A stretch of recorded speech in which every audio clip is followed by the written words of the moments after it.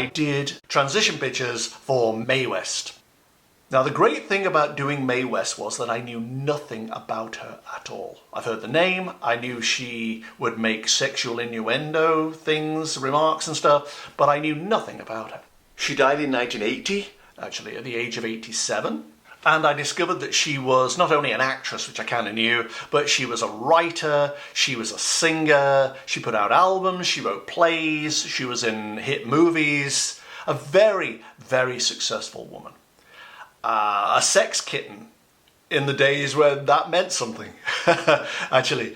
And she was very shrewd too, very smart with her money. She bought huge tracts of land and buildings and things. In fact, at one point she had a boyfriend who was black, and her building that she lived in Hollywood wouldn't allow this guy into the building because he was black. So she just bought the building and allowed him in that way. She prided herself on flaunting her sexuality in an entertaining way and didn't appreciate being censored. In fact, the Cole Porter song Anything Goes was written about Mae West. So she built an entire career and reputation on being this saucy sex kitten type person, even though she was only 5 feet tall, which is remarkable. But she died after she fell out of bed and had a stroke. But she was 87 by that time and had pretty much cemented her reputation and her place in the culture. So I went into the Energy and I found her, and she was wearing a skirt. Now, I don't normally notice what people are wearing, but she was wearing a skirt and heels. She was annoyed. I had no idea why. And she just stormed in. This had to happen to me. What did I do wrong? And she was having trouble walking, or storming or whatever, on this metaphorical rock surface. Her heels kept wobbling backwards and forwards. It's very, very hard for her to move in any direction. And in fact, I read later that she used to have separate shoes made for her shoes, like platform heels that would lift her shoes up. So she was like standing on 2 sets of shoes when she walked around. So this may be why. But it was very uncomfortable. And she was a very unwilling participant in this whole process. It was sort of like the normal surroundings I see, the cave, tunnel, that kind of thing. Except that this time, there was like an ornamental waterfall flowing down the tunnel. You know, like they have in the gardens of big houses, those long, thin waterfalls that go down different terraces. It was one of those. And she stepped into it and was immediately soothed. Oh, after walking on rock, this is so great. Now I feel okay. And she began wading through the water and up the tunnel. And the water was coming towards her, but it just felt so good and made the passage up the tunnel so much easier than it would have been otherwise. But here's what's remarkable about Mae West's transition. As she climbed the tunnel, she became younger. She felt younger because any aches and pains she had were gone. The ravages of age, gone. None of these mortal things are carried forward into the afterlife. She was liberated. She was free. No more cumbersome height issues or judgment issues or looks issues. Didn't matter. She was young again. She found her spirit again in this tunnel as she climbed. And by the time she reached this area I always see, which contains this symbolic dome, she was raring to go. She had like her old self back. She had found her inner Mary Jane West. She'd found that person right there and felt joyous and exhilarated and happy and free. It was quite a moment. So much so that she didn't want to go into the dome at all. It's like, no, I'm fine now. Now I can actually have a great life. So let's go back. You can't go back. You just can't go back, right? In fact, it wasn't even a dome this time. It was more like a globe, a snow globe type shape. And there was a definite resistance there. She felt suddenly robbed of life, of opportunity, robbed of a chance to be more productive and more creative and all the things that she'd missed out on by growing old. It's almost like growing old became her biggest disability. And that she didn't want to ever grow old. Because to a certain extent you lose your sexual allure. You lose your youthful vigor. It's a trade-off. In return you get wisdom, experience, knowledge. It's part of life. And for some reason she felt robbed and deprived. Now at this point I thought, I will go and look through her eyes. Put myself in her consciousness and see what she was seeing. And as she sat on the edge of the globe thing, looking out, it was almost like she was at the center of one of those fairground carousels where horses go around and children go around and lights go around and there's loud music. And it was just going round and round and round her. That's what she saw, a blur of lights and excitement.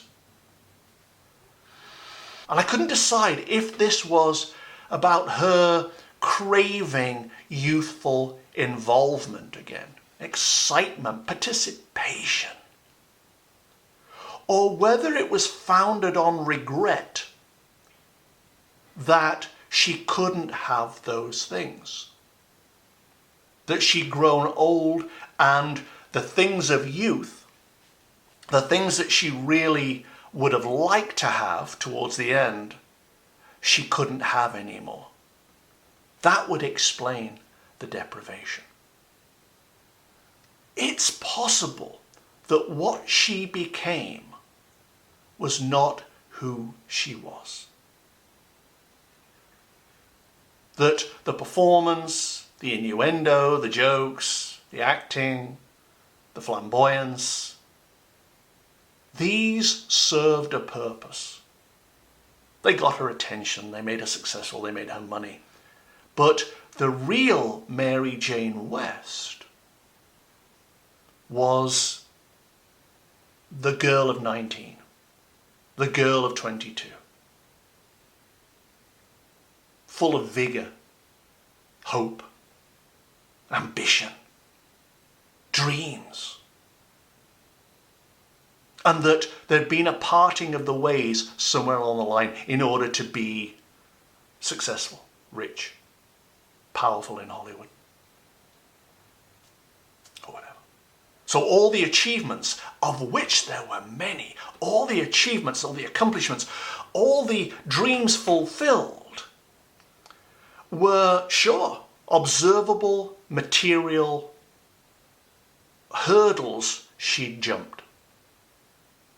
But in the end, the real person had been neglected. And at this particular stage where she was sitting there looking at this carousel of lights, this wasn't Mae West looking at the carousel of lights. This was the new, young Mary Jane West looking at them, thinking, why can't I have that? She had abandoned a crucial part of herself, given it up in order to appear taller or wittier or more successful, to shine. When Mary Jane West didn't want any of those things really. She just wanted to live and love and be accepted. Have fun. Maybe it all got out of hand and she became something she wasn't. But interestingly, she wouldn't go into the dome. I couldn't get her in there. She was so glued to what was missing, what she regretted, what she couldn't have, that she wouldn't even roll back into this globe thing I saw. But there was a momentum to it even then. The lights, the mist, or whatever this thing is, this substance that is involved in this dome, as it went around, was shaving parts of her away. From her back, from her head, from her arms. And bit by bit, even though she didn't want to, even though she was still clinging on to her youth, bit by bit, she was taken away. It took a while. She didn't want to go. But it did it anyway because you can't resist. There's no way back. There's no saying no. And eventually she went and she was gone. But it's a reminder to us to check in with our soul whenever we have the opportunity. And ask vital questions. Like, what have I become? Is what I've become in line with, in sync with, congruent with who I actually am at a soul level? And if not, how do I correct my course? Because that becoming part, what have I become, will never ever make us contented or whole or satisfied with the life we have. And if we don't remain true to our soul's path, every day we deviate a little more and become something that we don't want to be, something we don't need to be, something that doesn't feel right, but it pays the bills. It keeps our relationship together. We do it for the good of other people or for the good of the situation or so that we don't rock the boat. But at some point we get to a certain age and the trade-off happens and we go, what have I become? What did I not fulfill in myself? What did I let go of in order to be this? These are really important questions, and I think these days people are asking them more and more and more. What have I become? And if what I've become is not what my soul wants me to be, how do I rectify that? How do I get to feel authentic again and genuine and whole?